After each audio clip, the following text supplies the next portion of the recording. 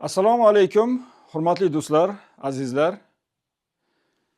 Mening ismim Murod Narzullayev. 30 yillik tajribaga ega tadbirkorman va oxirgi 5 yil, 6 yil davomida moliya sohasiga chuqur kirib borib, moliyaviy bilimlarni o'zlashtirib, moliyaviy sohada yangi o'qishlarda o'qib va o'zimni korxonalarimni moliyasini, do'stlarimizni korxonalarini tizimlashtirish va barcha shu moliyaviy masalalarda yordam kerak bo'lgan tanishlarga korxonalarni borib moliyasini inqirozdan olib chiqib ketish sohasi bo'yicha faoliyat yuritib kelyapman. Va bu faoliyat yuritish jarayonida bir narsaga amin bo'ldimki, biz nafaqat korxonamiz, nafaqat biznesimiz muammolari, balkim birinchi o'rinda o'zimizni shaxsiy moliyamizni birinchi to'g'irlab olishimiz kerakligiga amin bo'ldim va bu sohada ham chuqur bilimlar olish uchun ustozlarga murojaat qilib, shunga kerakli bo'lgan bilimlarni olganimdan keyin har bir korxonaga borib moliyasini tizimlashtirish jarayonida birinchi o'rinda biznes egasini shaxsiy moliyasini to'g'ri yo'lga qo'yish, shaxsiy qarzlaridan, shaxsiy muammolaridan chiqib ketishda boshlaganimizdan keyin yana korxonalarda ancha ijobiy o'zgarishga keldi. Korxonalarda shunaqa holat juda katta tezlik bilan yaxshilanishni boshladi. Asl sabab, biznesimizdagi muammolarning asl sababi shaxsiy o'zimizni pulga bo'lgan munosabatimiz, qarzlarga bo'lgan munosabatimizda yotibdi ekan. Bugungi mavzumiz yanada muhimroq, nafaqat shaxsiy, balki oilaviy byudjet, oilaviy qarzlar, oilaviy byudjet, pul haqidagi janjallarni foydali suhbatga aylantirish mavzusi bo'yicha bir dars tayyorladim. Ya'ni bu nimaga kerak edi? Hozir ko'p oilalarda shunchalik qarzga botib ketgan holat va bu qarzni orqasidan janjallar, bir-biri bilan kelishmovchiliklar chiqib kelyapti. Ko'pchilik negizida qarz yotganini bilmasdan har xil sabablar deb o'ylaydi bu janjallarni asli sababini. Shunga bugungi mavzumiz oilaviy byudjet va pul haqidagi janjallarni foydali suhbatga aylantirish mavzusi bo'ladi. O'zbekistonda qarz masalasi oilalar uchun juda katta muammoga aylandi. Hozirgi kunda ayrim oilalarning daromadini 65-70% bo'lgan miqdor qarz to'lovlariga ketyapti. Bu juda achinarli holat. Chunki agar biz 65-70% daromadimizni faqat qarz yopishga to'laydigan bo'lsak, qolgan miqdori bizni ehtiyojlarimizga yetmayapti. Bizni orzu-havaslarimizga yetmaydigan holat bo'ldi va biz o'zimiz bilmagan holatda qarz botqog'iga kirib ketdik. Bu oqibatda bizga nimalarni olib keldi hayotimizga? Janjallar, stress, oilaviy munosabatlarning yomonlashishiga sabab bo'ldi bu narsa. Va bizda hozir asosiy maqsadimiz qarzdan chiqish rejalarini tuzish. Pul haqida gaplashish madaniyatini shakllantirish. Darsimizda asosiy mavzusi shu bo'ladi. Qanaqa qilib tezroq qarzdan chiqib ketamiz va pul haqida qay tarzda gaplashishimiz kerak? Turmush o'rtoqlar qay tarzda gaplashish kerak? Farzandlarimiz bilan qanaqa muloqot qilishimiz kerak? Shu haqida bugungi mavzumiz. Asosiy muammolar nimada? Bizning hozirgi kundagi holatimiz, qarzga kirib ketishimiz, mana bunaqa stresslardan chiqa olmasligimiz va doimiy qo'rquv va oilaviy janjallarning asosiy sabablari bu birinchisi o'sha qarz va kreditlarga kirib ketgan oilalarning soni oshib boryapti.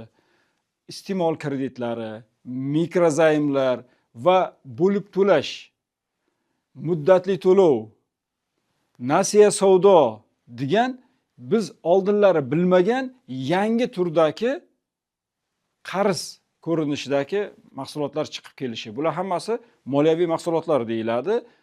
Ana shunaqa biza oldin bilmagan moliyaviy mahsulotlar chiqib kelishi.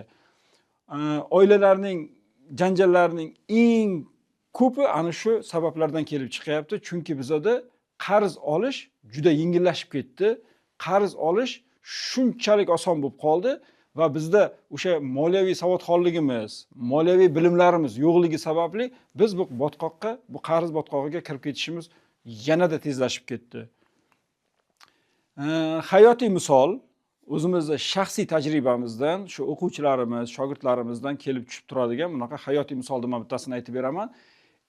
Turmush o'rtog'im avvalgi 2 qarzimizni to'lab bo'lmagan holda yangi telefonga 3-qarzga kirganligi sababli oilamizda nizo, janjal chiqib, men turmush o'rtog'im bilan gaplashmay qo'ydim degan holati bor. Bu haqiqatan bo'lgan voqea. Mutaxassislar fikriga ko'ra 65% ga yaqin o'zbek oilalari mana shunaqa muammolarga hozirgi kunda duch kelishyapti. Webinarimizning maqsadi nimalarni o'rganamiz bugungi webinarda? Qarzdan chiqish uchun oddiy va aniq reja tuzishni o'rganamiz. Bir-birimizni ayblamasdan pul haqida gaplashish yo'llarini o'rganamiz. Yangi kreditlar olmasdan o'sha qanaqa qilib hayotimizni davom etsak bo'ladi. Yangi kredit olmasdan yashash usullarini o'rganamiz va oila byudjetini tiklash va barqarorlik yo'llarini ham ko'rib chiqamiz. O'zbek oilalarida qarz muammosining asosiy 3 ta sababi bor. O'sha asosiy 3 ta sabablarni hozir bir boshdan gaplashib o'tamiz. Birinchisi jamiyat va madaniyatimizning ta'siri. Qimmat to'ylar va marosimlar. Odamlar gapiradi, uyat bo'ladi, qilmasam bo'lmaydi, farzandimni ranjitib qo'yaman. Orzu havaslarimiz sababli qimmat to'ylar va marosimlarga katta pulni sarflab yuboramizda va bor pulimizni yo'qotib qo'yamiz. Undan keyin yo qarzga kirishga majbur bo'lamiz, yo ahvolimiz og'irlashib qoladi, chet elga ishga ketamiz. Agar pulimiz bo'lmasa-chi, bunaqa to'y qilishimizdan yo biror marosim qilishimizdan oldin shu to'y uchun ham qarz olamiz va o'zimizni og'ir ahvollarga tiqamiz. Boshqalardan kam ko'rinmaslikni xohlash. O'sha istagi. Men nimaga boshqalardan orqada bo'lishim kerak? Men nima uchun qo'shnimda yo qarindoshimda bor narsani o'zimga ola olmayman? Hozir nasiyaga olsa bo'ladi-ku, kreditga olsa bo'ladi-ku degan noto'g'ri tushunchalar. Men nima uchun boshqalarga yaxshi bo'lishim kerak? Meni moliyaviy xotirjamligim, meni moliyaviy barqarorligim men uchun muhimmi yo boshqalarning fikri men uchun muhimmi? Va eng yomon muammolarimizdan anaqasi pul muammolari haqida biz ochiq gaplasha olmaymiz. Na turmush o'rtoqlar o'zaro gaplashadi, na ota-ona farzandi bilan bu narsani ochiq gaplashadi. Bu bizning jamiyatimizda qanaqadir bir yopiq mavzu. Pul haqida gaplashish yo pul haqida bir savol so'rash, javob berish bu qanaqadir mavhum, mumkin emas bo'lgan mavzular qatorida turadi. Bu ham o'sha jamiyatimiz va madaniyatimiz ta'sirida. Bu ham noto'g'ri yo'l. Ikkinchisi iqtisodiy sabablar. Kredit olish juda osonlashib ketdi, lekin pul bo'limi bizda yetarli emas. Moliyaviy savodxonligimiz yo'q. Narxlar oshishi daromadimiz oshishidan tezroq. Daromadimiz juda sekinlik bilan oshadi. Narxlar daromadimizdan ancha tezga oldinga o'tib ketib qoladi. Yana bir narsa O'zbekistonda o'ziga xos bo'lgan mavsumiy ishlar va chet elda ishlash sababi ko'pchilikning daromadi barqaror emas. Chet elda ishlaydi, pul bor. Yoki qanaqadir mavsumiy ish bilan shug'ullanadi xalqimiz, o'sha vaqtda pul bor. Mavsumiy ish to'xtaydi yo chet eldan qaytib kelamiz, pul kelish manbalari ham to'xtaydi. Bu bizani asosiy iqtisodiy sabablarimiz. Va uchinchisi ruhiy sabablar. Bugungi muammoni ertangi qarz hisobiga hal qilish odati. Bugun muammom bor, shuni qarz olayin, bir kun to'layman, bir amallab to'layman, bugungi muammoni hal qilsam bo'ldi degan bu ruhiy sabablardan birinchisi. Qo'shnimda bor, menda ham bo'lishi kerak degan havas.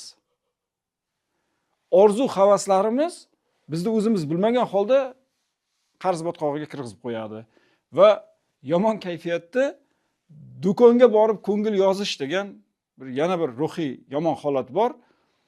man hozirgi ruhiy holatimda, man o'zimdagi stressimni boramanda do'konlarga borib, do'konlarda xarid orqali o'sha stress holatimdan chiqib ketaman. Bu ham meni olib boradigan bitta yo'l. Qarz botqog'i moliyaviy qullikka olib boradigan ruhiy sabablardan biri hisoblanadi. Qarz ko'p bo'lganda shoshilinch biz nima qadamlar qilishimiz kerak? Qarzimiz ko'payib ketdi, ahvolimiz juda og'irlashdi. Birlamchi ehtiyojlarimizga o'zi qiynalib qoldik.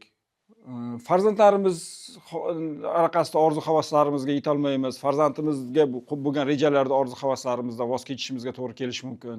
Yoki biz ertaga qariymiz, kuchdan qolamiz, daromadimiz kamayadi. O'sha vaqtga tayyorgarchilik degan rejalardan voz kechamiz. O'sha holat bo'lmasligi uchun qanaqa shoshilinch qadamlar qilishimiz kerak? Birinchi qadamimiz hamma qarzlarni aniqlashimiz kerak. Mardlik qilaylikda qarzlarni yuziga, haqiqatni yuziga qarashni o'rganishimiz kerak. O'tirish kerak. Oilada agar mana shunaqa holatlar bor, er olgan qarzni miqdoridan, sonidan ayolni xabari yo'q, ayoli nimadir qilgan xaridlardan turmush o'rtog'i, ya'ni erini xabari bo'lmasligi mumkin. Yoki farzandlar olgan qarzdan ota-onani xabari bo'lmasligi mumkin. Birinchi qiladigan ishimiz hamma qarzlarni aniqlashimiz kerak. Qarz avf qilish usuli degan bir usul bor. Bir-birini ayblamasdan barcha qarzlarni ochiq aytish kerak. Ya'ni oilaviy yig'iladi, avf qilindi. Hech kim hech qanaqa e'tiroz yo hech qanaqa ta'ziq yo hech qanaqa kritika bo'lmaydi, kelishdik. Barcha qarzni aytamiz, barchasini aniqlaymiz degan birinchi qadamni qo'yamiz. Keyin hamma kreditlarimiz, qarzlarimiz, nasiyalarimizni bir ro'yxatga yozamiz. Bizda shunaqa holat bor. Miyamizda tursa, boyaki narsani juda ko'p deb o'ylaymiz, juda qiyin, juda mushkul, juda og'ir deb o'ylaymizda, o'zimizni yanada chuqurroq stressga bosib kirgizib boraveramiz. Bunaqa holatda o'sha xayollar, o'sha muammolar bizani energiyamizni tortib yotaveradida, bir yangi ish qilishga, bir qanaqadir muammoni yechimini topishga kuchimiz bo'lmaydi, holimiz bo'lmaydi. Agar shu qarzlarni biz qog'ozga tushirib yozsak, biz muammoni ichidan chiqib tashqaridan ko'rishni boshlaymiz va bu qarzlar ro'yxatini tepadan turib ko'ramizda va qanaqadir oqilona, dono qarorlar qabul qilishga imkoniyatimiz bo'ladi. Oylik daromadidan qancha qismi qarz to'layotganiga ketayotganini hisoblash. Bu degani, mana misol bizning qarzlarimizga bir oyda 7 million to'lovimiz bor ekan. Va bizning bir oylik daromadimiz 10 million ekan. 7 millionni 10 millionga bo'lib 100 ga ko'paytirsangiz 70% ni tashkil etadi. Mani oyligimda 70% qarz to'loviga ketayotgan ekan degan men raqamda aniqlashim kerak. Bu meni qarz yukimni bahosi. Kimdadir 7 million emas, kimdadir 3 million ketayotgan bo'lishi mumkin va oylik daromadi 10 million bo'lishi mumkin. Uniki 30% bo'ladi. Har kim mana shu qarz yukini foizini aniqlash kerak o'zi uchun. Ikkinchi qadam, qarzlarni muhimlik bo'yicha biz tartiblaymiz. Ya'ni eng yuqori foizli qarzlarni birinchida aniqlaymiz. Eng qimmat bo'lgan, bizani katta miqdordagi tanimayli, tani qarzimiz, lekin taniga qo'shib juda katta miqdorda biz to'lab beryapmiz. Bizlar uchun eng qimmat kreditlarni birinchi o'rinda aniqlaymiz. Keyingi qadamimiz, bizda endi mana qarz olamiz, bizda kredit tarixi degan narsa bor. Qarzlarni muddatidan o'tkazib to'lashligimiz mumkin.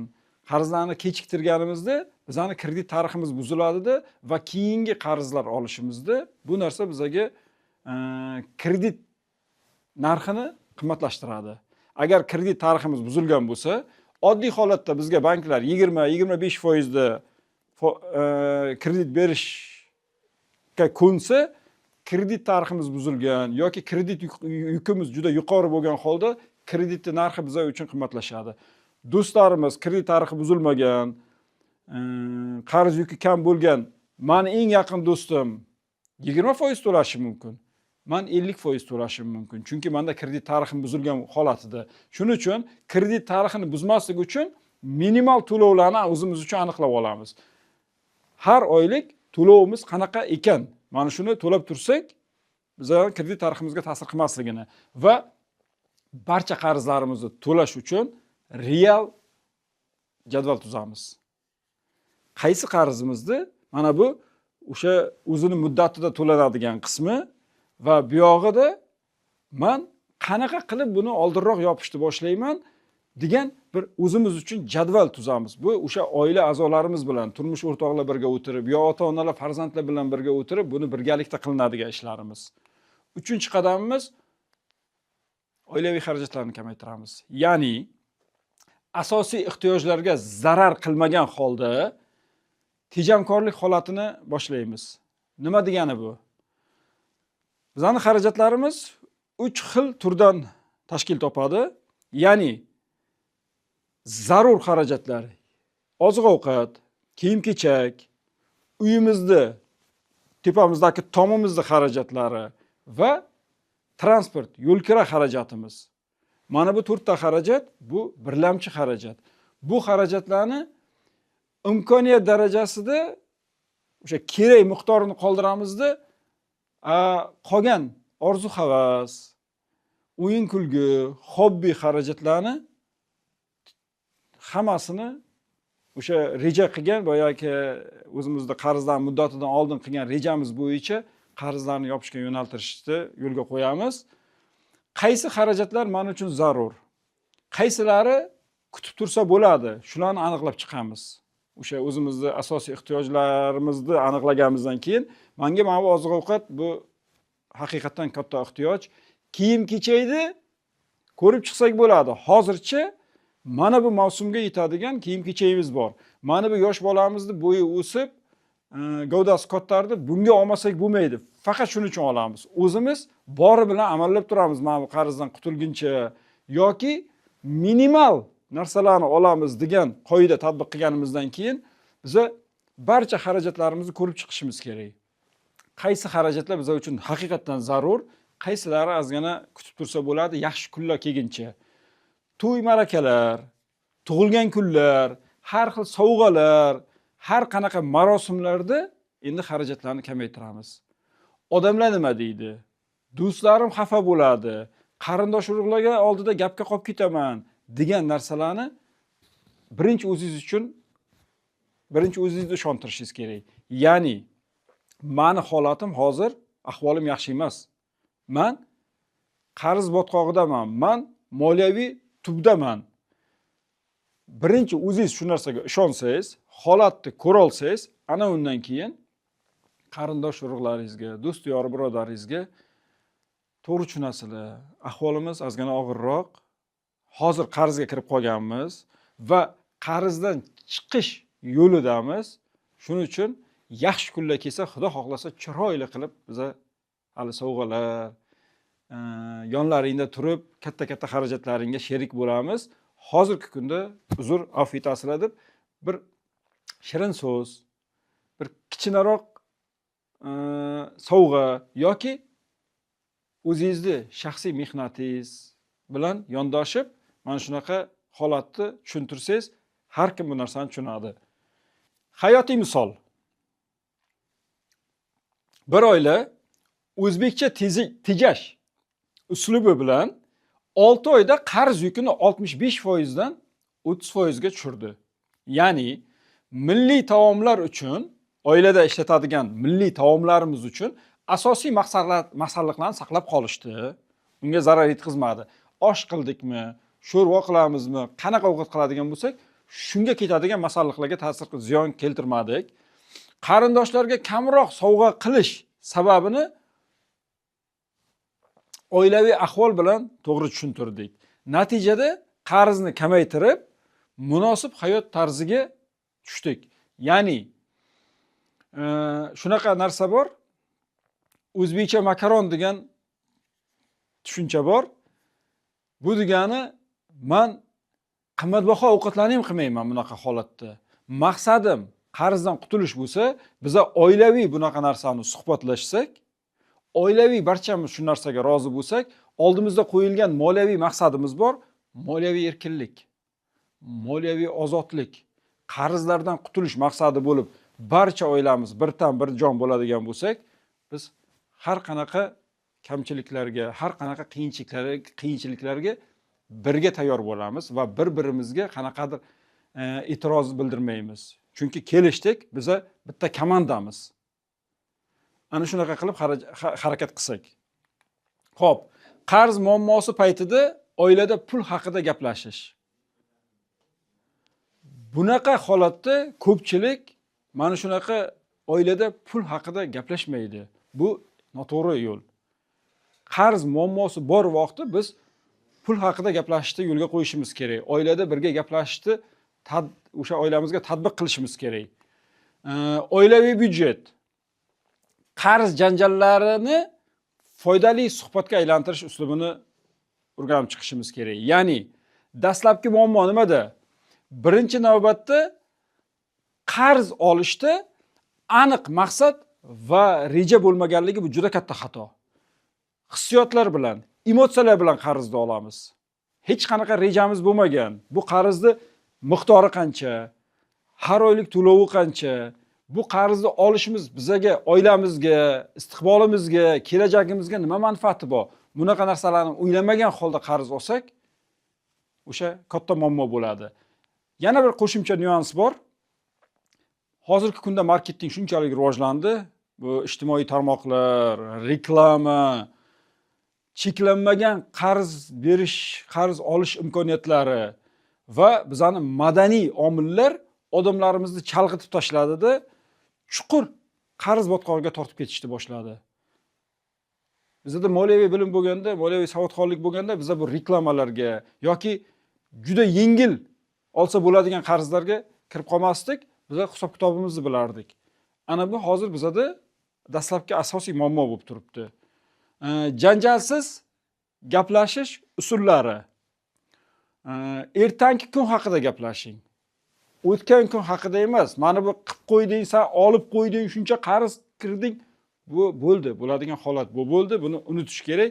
Endi ertangi kun haqida gaplashishni boshlashimiz kerak. Maqsad aybdorni topish emas. Maqsad maslahatli reja tuzish. Mana shu holatdan chiqib ketishni rejasini tuzish.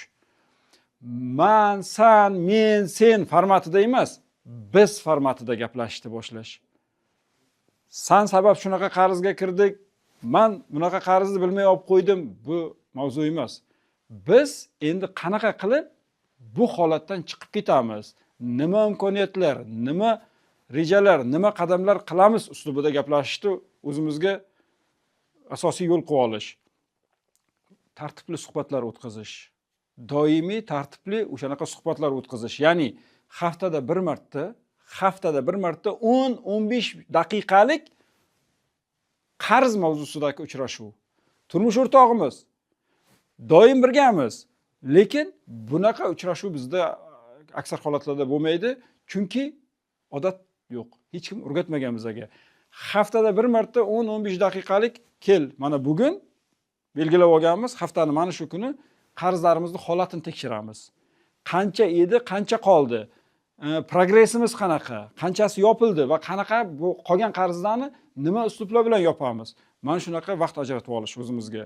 Suhbat mavzusi nimadan iborat bo'ladi? Qarzlarimizning holati. Nima muammolar bo'lyapti hozir qarzimizni yopishda? Keyingi bosqich. Nimalar qilamiz keyingi bosqichda? Qo'shimcha asosiy masalalar bir narsada yozib qoldirishimiz kerak. Qanaqadir asosiy o'sha bo'lgan yechimlarimiz, qanaqadir asosiy bo'lgan muammolarimizni bir yo daftarda, yo telefonimizda bir ilovada yozib qoldirishimiz kerak. Har bir bo'lgan haftalik o'sha 10-15 minutlik suhbatimizni natijasi yozilib ketsa juda yaxshi bo'ladi. Biz orqaga qarab o'sishimiz yo bir joyda qotib qolganimizni o'sha yozgan ilovalarimiz, o'sha yozib qoldirganimiz orqali tekshirib kuzatib turarlarmiz. Xarajatlar haqida kelishishimiz kerak. Qanaqa qilib xarajatlar tartibi bo'ladi? Har bir har birimiz oila a'zosi, farzandlarmi yo turmush o'rtoqlarmi mustaqil hal qilishi mumkin bo'lgan xarajatlarning chegarasi. 100 mingmi, 500 mingmi, 1 millionmi farqi yo'q. O'sha har bir oila a'zosi qancha chegarada mustaqil hal qilishga haqqi bor va shu miqdor ichida hech qanaqa savol javob e'tiroz bo'lmaydi. O'sha miqdorda kelishishimiz kerak. 100 minggacha bo'lgan xarajat bemalol, chunki oilada biz kelishganmiz, birlamchi xarajatlarni qoldiramiz, qolgan xarajatlarni chegaralaymiz deb. Agar yangi kredit oladigan bo'lsak yoki kattaroq bir xarid qiladigan bo'lsak, unda birgalashib muhokama qilishimizni o'zimiz uchun qonun qoida qilib olishimiz kerak. Yangi kredit olamizmi yo bir kattaroq bir xarid. Endi mana bu biza kelishgan chegara bor, boyaki mayda chegaradan yuqori bo'lgan miqdorni o'zi birga kelishib, birga muhokamadan keyin xarajat qilinish tartibini tatbiq qilamiz. Kritik bir eslatmamiz bor. Agarda suhbat doim janjal bilan tugayotgan bo'lsa, shunaqa holat bo'ldi, biza kelisha olmayapmiz. O'sha jarayonda bizada janjalga o'tib ketib qolyapti. Unda bir narsaga e'tibor beraylik. Balki bizaga oila psixologining yordami yoki moliyaviy maslahatchi bilan birgalikda gaplashish maqsadga muvofiq bo'lar. Bu yoqda o'zi yo psixologik yo bir moliyaviy sizdan kuchliroq bo'lgan, moliyaviy bunaqa muammolarni ancha yechimi bo'lgan tajribali moliyaviy mutaxassis yordami kerakdir. Bunaqa holatda mutaxassislarga murojaat qilgan yaxshiroq bo'ladi. Qarzdan chiqishda amaliy strategiyalari bor. Ya'ni qor ko'chkisi usuli deyiladi. Yuqori foizli kreditlarni tezroq yopish, bu qimmat qarzlarni qanchalik tez yopsak, shunchalik biz ustiga ko'p qo'shib to'lab bermaymiz, o'sha banklarni, moliyaviy tashkilotlarni boyitmaymiz. Qo'shimcha bu o'sha xuddi qor ko'chkisiga o'xshaydi. Katta tezlikda qarzlarni yopamiz, eng qimmat qarzlarni yopamiz. Qo'shimcha daromad yoki tejalgan pulni mana shu qimmat qarzlarga yo'naltiramiz. Lekin buni bir tomoni bor. Biza o'sha qarz yopish jarayonida muddat uzoq bo'lishi mumkin, qarzni miqdori juda katta bo'lishi mumkin. O'sha orada qanchadir vaqt o'tgandan keyin motivatsiyamiz tushib ketib, qiyinligi sababli yana stressga tushib qolishimiz mumkin. Ikkinchi usuli bor, qor uyumi usuli deyiladi. Ya'ni biz kichkina qorni hozir shundoq jipslashtirib, kichkinagina qilib uni aylantirishni boshlasak, qorni ustida boyaki sekin-sekinlik bilan yig'ilib katta qorga aylanadi. Bu eng kichik qarzdan boshlaymiz degani. Ketma-ket eng kichik qarzni, o'sha qo'shimcha daromadimizni yoki tejab qolgan pullarimizni grafikni buzmagan holda eng kichik qarzni yoniga qo'shib to'lashni boshlaymizda va u kichik qarzni yopib bo'lganimizdan keyin ikkalasidan ortgan pulni undan keyingi o'rinda turadigan kichik qarzga. Mana shunaqa qilib har bir kichik qarzni yopganimizda biz ruhiy jihatdan samarali ilk muvaffaqiyatlar ko'ringanligi uchun ishtiyoqimiz oshadi, g'alaba tuyg'usi bo'ladi va har qarzni yopganimizda biz bir o'zimiz xursand bo'lgan holda tez bu qarzlarni yopishni boshlaymiz. Qarzdan chiqishda amaliy strategiyalar, qayta moliyalashtirish. Shunaqa holat bo'ladi, siz bilmagan holda mikrokredit tashkilotlaridan 50-60, ayrim holatlarda 80-90% ustamasi bilan kredit olib qo'ygan bo'lishingiz mumkin.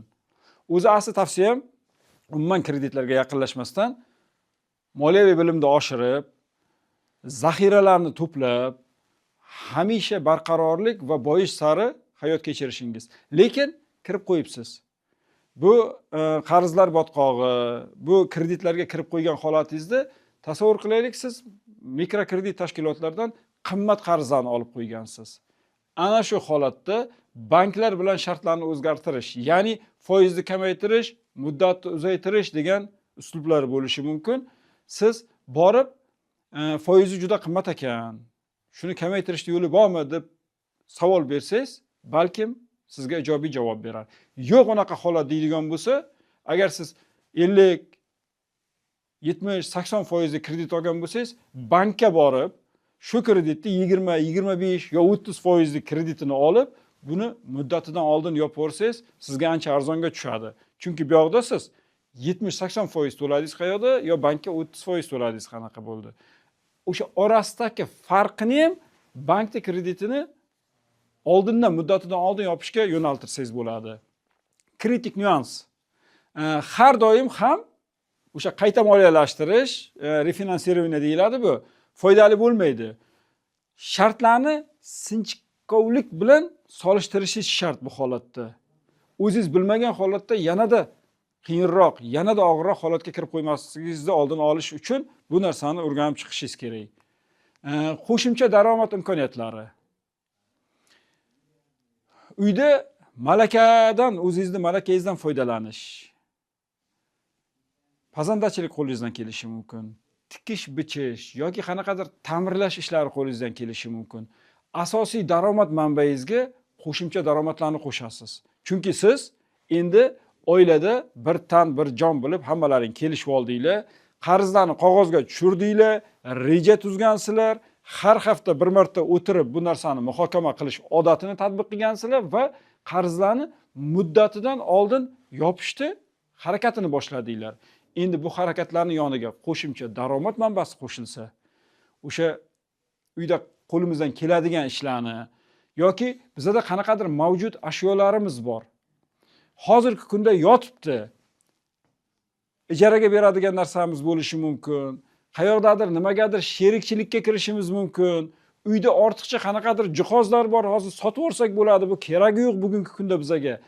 Ana shularni hammasini daromad manbaiga aylantirsak-da va bu kelgan daromadlarni o'sha biz qilgan rejamizdagi qarzlarni muddatidan oldindan yopishga yo'naltirishni boshlasak, yanada tezroq, yanada yengilroq quturishni o'zimizga o'sha anaqa qilib olgan bo'lamiz, instrument qilib olgan bo'lamiz.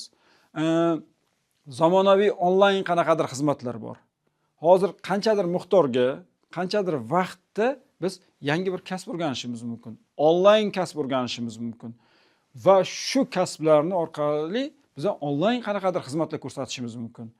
Hozirgi kunda juda ko'p talab onlayn xizmatlarga. Agar biz shunaqa uslublarni o'rganib, uyimizda o'tirgan holda shu onlayn xizmatlarni bajarib, qo'shimcha daromad olib, buni ham qarzga yo'naltirishni boshlasak, freelans, onlayn darslar, tarjimonlik, masofiy buxgalteriya, bular hammasi o'sha zamonaviy onlayn xizmatlarga kiradi. Yana bir kritik eslatmamiz bor. Kam xarajat bo'lgan, ko'proq pul topish imkoni ham sizga vaqt, ham sifat talab qiladi. Shoshilinch daromad kutmaslik kerak. Real grafik tuzish kerak. Agar siz haqiqatan hozir kam xarajat va ko'proq pul topishni xohlaydigan bo'lsangiz, kam xarajat, ko'proq pul topishga bu haqiqatan sifatli mahsulot yo sifatli xizmat ko'rsatish berishingiz kerak odamlarga va bunaqa sifatga chiqishga odamlar sizga og'rinmay, rozi-rizolik bilan o'sha pulni to'lab berish uchun qanchadir vaqt talab qiladi. Siz hozirgi kunda meni bunaqa xizmatim yo'q, yo meni xizmatim juda arzon deydigan holat qalbingizdan o'tishi mumkin. Vaqt talab qiladi. Mana shu narsaga ham real grafik tuzing. Mana shu bilimni olishimga shuncha vaqt ketadi.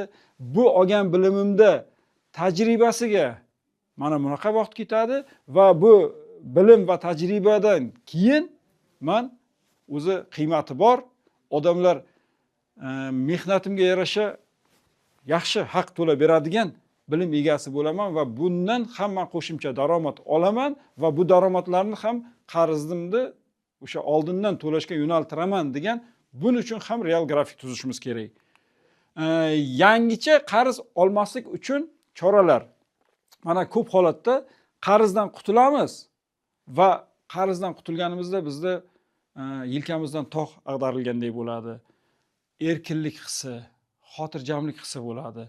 Lekin nimagadir yana o'sha orzu-havaslarimizga yoki bir jamiyatdagi o'sha ayrim sabablar ta'sirida yana qarzga kirib ketamiz.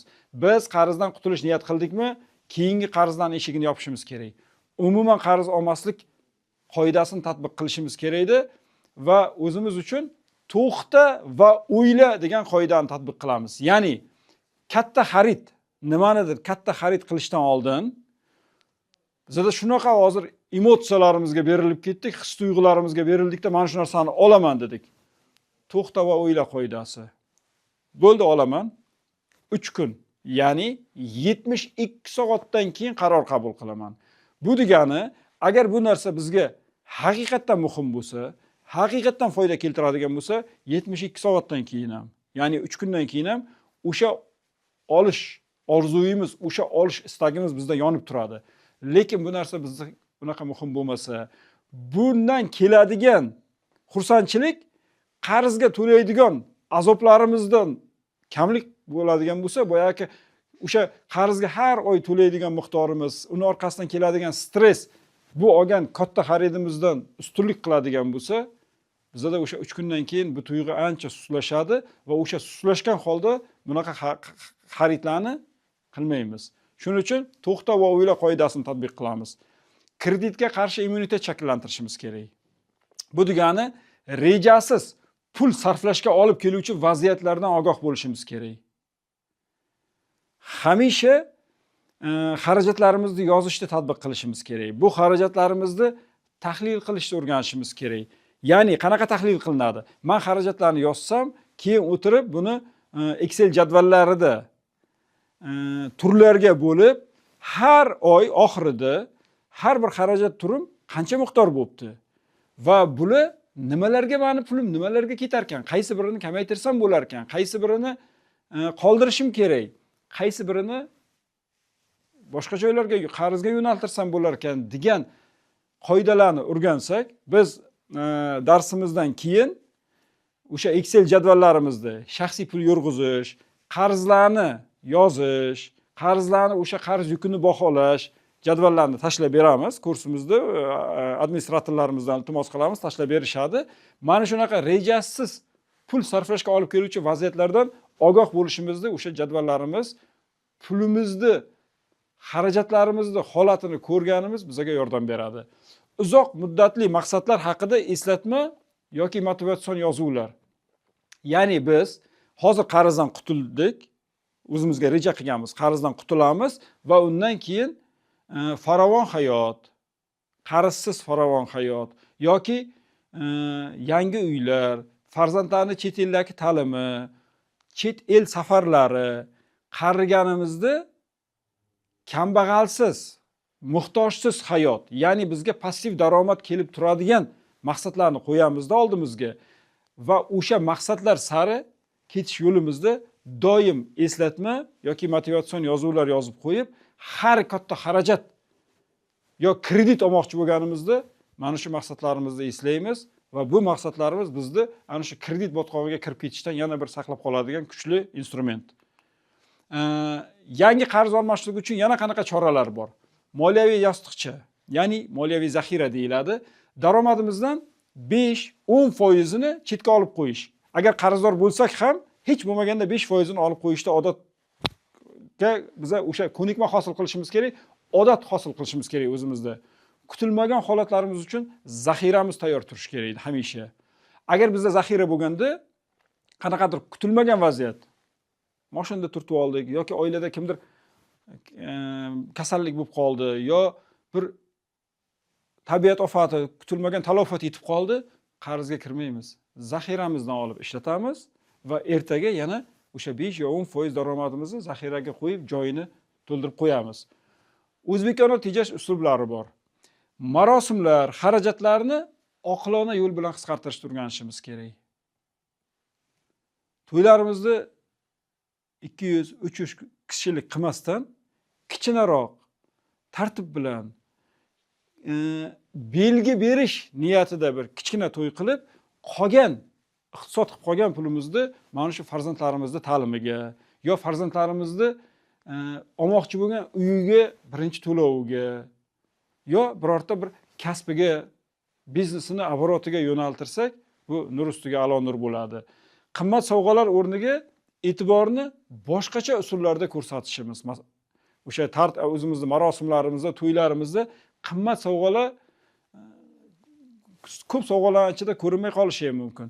Lekin men e'tiborimni qanaqadir bir chiroyli yaxshi uslublarda ko'rsatib, qimmat sovg'alardan ham ko'proq yodda qolishi mumkin. Oila byudjetini tiklash va barqaror kelajak. Qarzdan chiqqanimizdan keyin, Xudo xohlasa, mana shunaqa holatga yetganimizdan keyin real muddat belgilash. Qarzdan qutulgandan keyin ham moliyaviy intizomni saqlash. Zaxira pulini asta-sekin yanada oshirib boraverish. Pul savodxonligini, bilimlarini oshirish. Bolalarni ham o'sha byudjet qilamiz oilamizda. Byudjet qilish jarayoniga jalb etish, ularni bilan birgalikda qilish bu narsani.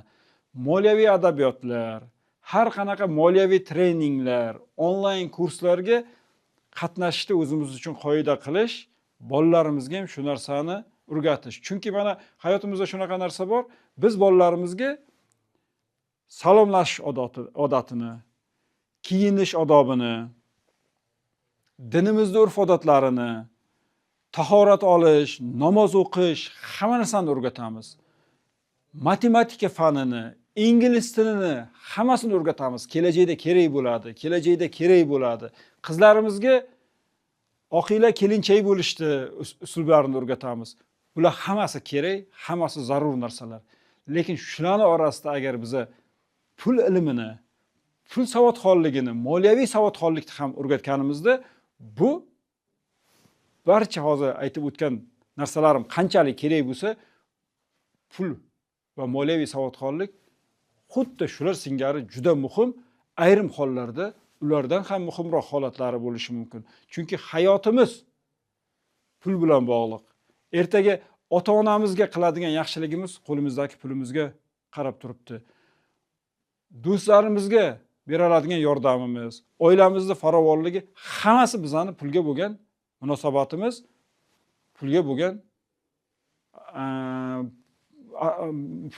bo'lgan munosabatimiz va pulga bo'lgan bilimlarimiz, pul haqidagi bilimlarimiz sababchi. Farovon hayotimiz bo'ladimi? Farzandlarimizning ta'limi bo'ladimi? Kelajakdagi muhtojsiz keksaligimiz bo'ladimi? Bu hammasi pul ilmlari.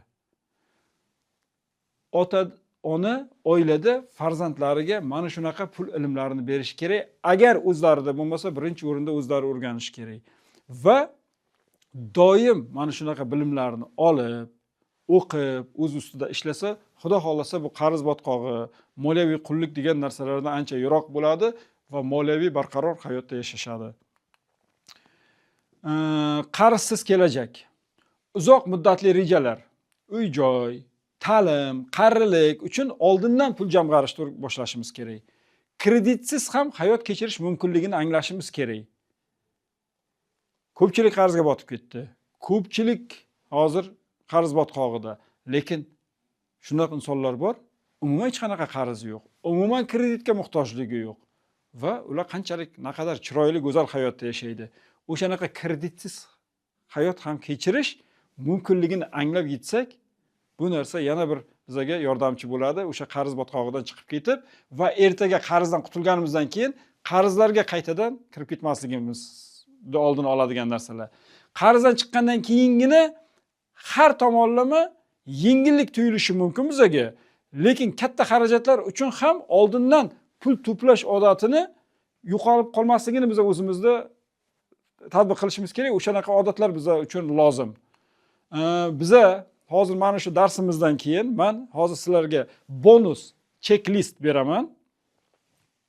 Bu checklistni hammasini o'zingiz uchun bir boshdan ko'rib ketishingiz mumkin. Ya'ni birinchisi, hamma qarzlar, foizlar, muddatlarini ro'yxatini tuzish, eng kam oylik to'lovini hisoblash qarzga, oilaviy xarajatlar ro'yxatini qaytadan ko'rib chiqishimiz, yangicha kredit olmaslik haqida kelishuv, xarajatlar rejasi, banklar bilan muzokaralar, shartlarini yaxshilash yoki uzaytirish, refinansирование, haftasiga bir marta pul muhokamasi, 10-15 daqiqa, qo'shimcha daromad manbalarini aniqlash, daromad xarajatni hisobini elektron ilova yoki qanaqadir daftarlarda yuritish, kutilmagan xarajatlar uchun mini zaxira tuzish, birinchi qarz yopilganda oilaviy bayram, motivatsiya uchun juda muhim. Men bitta kichkina qarzimni yopdim. O'ylamni olib, bir joyga borib, yo bir tabiat bag'riga chiqib, yo bir kafe restoranga borib, shuni bayram qilish. Bu narsa keyingi qarz yopganimizda ham xuddi shunaqa bayram bo'ladi deb butun oila birgalikda o'sha qarzni yopishga intilamiz. Chunki har qarzni yopganimiz biz uchun bayram bo'ladi. Bu narsa yaxshi odat tusiga kiradi. Agar ahvol og'ir bo'lsa, bu holatlar yordam bermaydigan holat, juda chuqur tubiga kirib ketgan bo'lsangiz, qarzni botqog'ini, professional moliyaviy maslahatchi yoki psixolog yordami sizga kerak bo'lishi mumkin. Yakuniy so'z. Bu darsimizda siz uchun meni yakuniy so'zim, qarz bu umrbod jazo emas. Balki vaqtinchalik muammo. Oilaviy birdamlik, moliyaviy intizom va sabr bilan qarzdan chiqib ketishimiz mumkin. Bu o'sha hozirgi holatingiz sizni yangi marralarga, yangi daromad manbalarini o'zingiz uchun yaratishingiz imkoni ham bo'lishi mumkin. Bu qarzga siz umrbod jazo ma'ni emas deb, balki imkoniyatlar eshigi deb qarashingizni ham maslahat bergan bo'lardim. Qarzdan qutulgandan keyin ham moliyaviy odatlarni to'g'ri yo'lga qo'yib, kelajakda aniq rejalar sari yurish kerak, aniq rejalar bilan yashashimiz kerak. Men sizga omad va baraka tilayman.